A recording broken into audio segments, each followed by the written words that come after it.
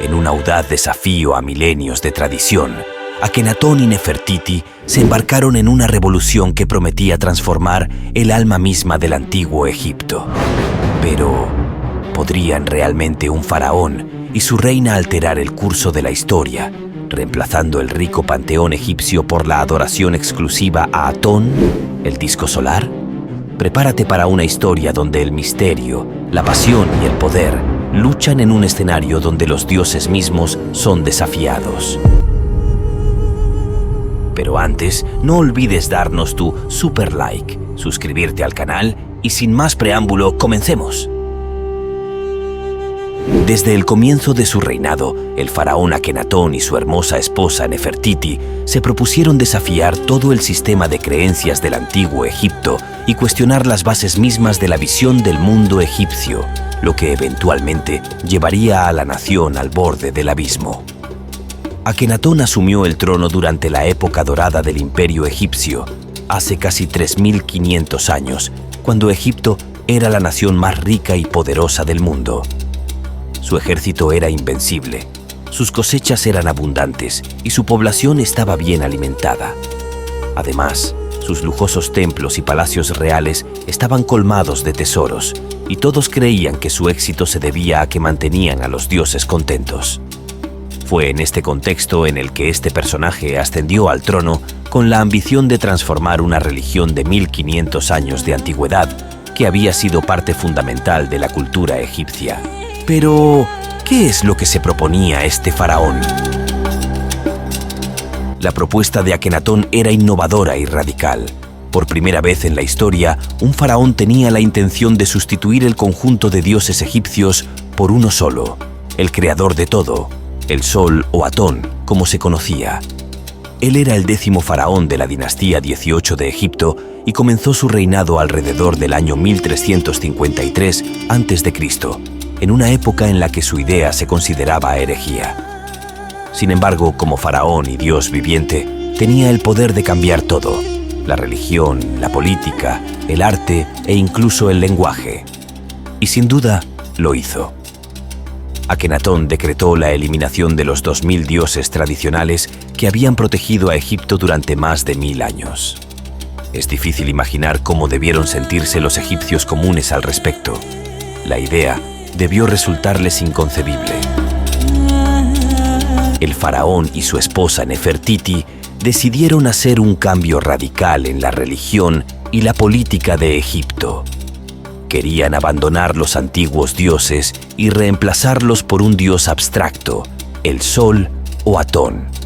Esto provocó una gran conmoción en la sociedad egipcia, especialmente entre los sacerdotes que habían gozado de mucho poder y riqueza gracias a los antiguos dioses. Akenatón también tomó la decisión de abandonar la ciudad sagrada de Tebas y establecerse en una nueva ciudad, lo que generó aún más críticas y enemistades en su contra. En el 5º año de su reinado, tenía la intención de dejar atrás el pasado y establecer un nuevo camino para Egipto. Para demostrar su compromiso con la igualdad, otorgó a Nefertiti el título de Gran Esposa Real, con poderes iguales a los suyos. Juntos, emprendieron un viaje de unos 320 kilómetros hasta llegar a Amarna, donde construyeron una ciudad.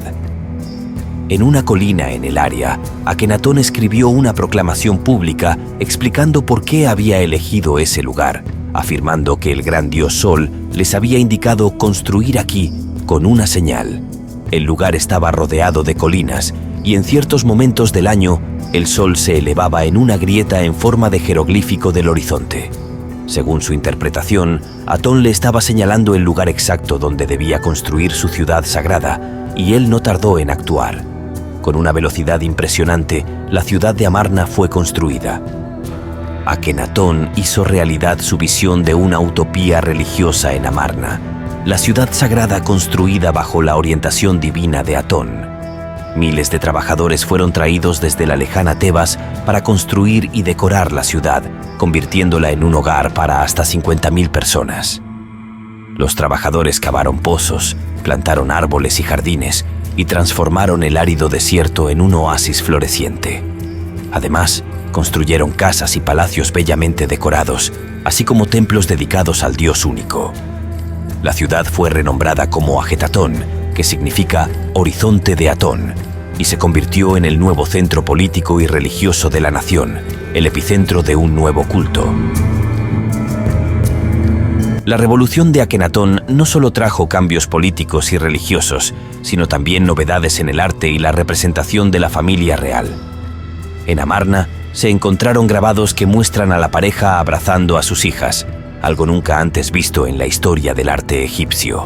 Estas representaciones son más espontáneas y llenas de vida que las anteriores, que solían ser estáticas y monumentales.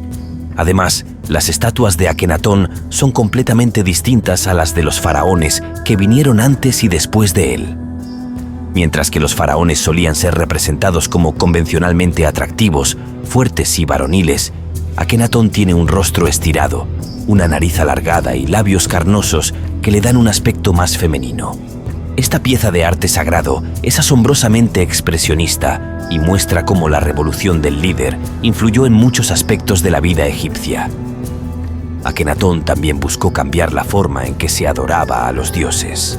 Antes de su reinado, Egipto tenía un panteón de numerosos dioses y cada ciudad tenía su propia deidad principal.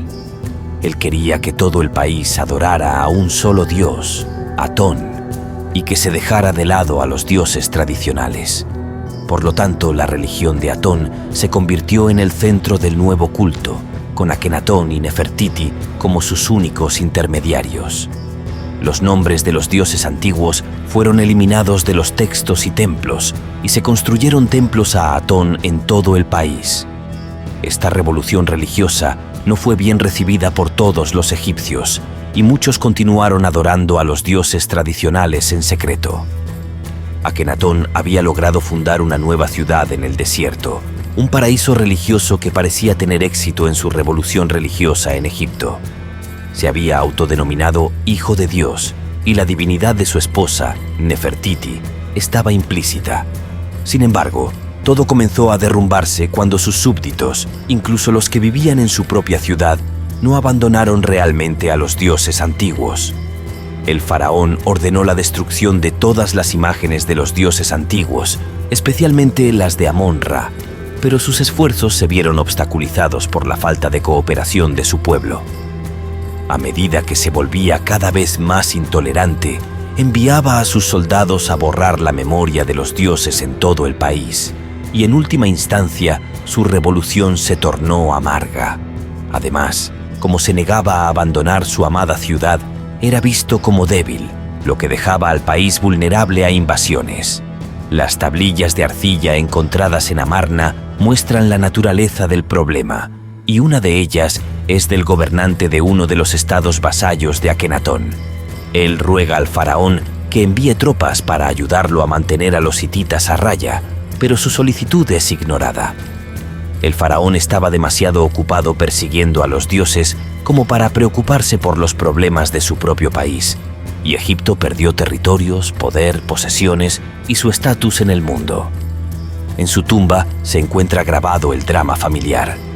Aunque las paredes están bastante dañadas, se puede ver una escena de luto donde sus padres aparecen llorando por la muerte de una de las princesas.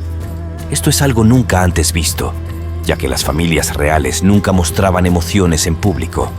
Además, hay evidencia que sugiere que Akenatón perdió más de una hija, posiblemente debido a la peste que en ese momento asolaba el país. Una epidemia de esa magnitud podía matar al 40% de la población y, como faraón, era considerado personalmente responsable de la desgracia. Para sus súbditos, era obvio que la catástrofe se debía a que había ofendido a los antiguos dioses. Cuando parecía que la situación no podía ser peor, Akenatón perdió a su compañera que le apoyó desde el principio, la reina Nefertiti. La utopía que había creado estaba al borde de la ruina. Sus consejeros y cortesanos probablemente lo consideraban un peligro para la estabilidad del país, ya que Egipto estaba perdiendo su riqueza y poder. Después de 13 años de fundar su ciudad, Akenatón murió. Hay teorías que sugieren que fue asesinado para poner fin a su reinado. La ciudad fue abandonada y más tarde sistemáticamente destruida, junto con el culto a Atón y el propio Akenatón, quien durante mucho tiempo solo fue recordado como el padre de Tutankamón, su sucesor. Fue Tutankamón quien restauró a los antiguos dioses y devolvió el poder y la prosperidad a Egipto. Los sacerdotes volvieron más poderosos que nunca y la vida volvió a la normalidad. Ningún faraón egipcio volvió a intentar cambiar el orden establecido o desafiar a los dioses. Los faraones que vinieron después de Akenatón se esforzaron por destruir cualquier rastro de él y su culto hereje.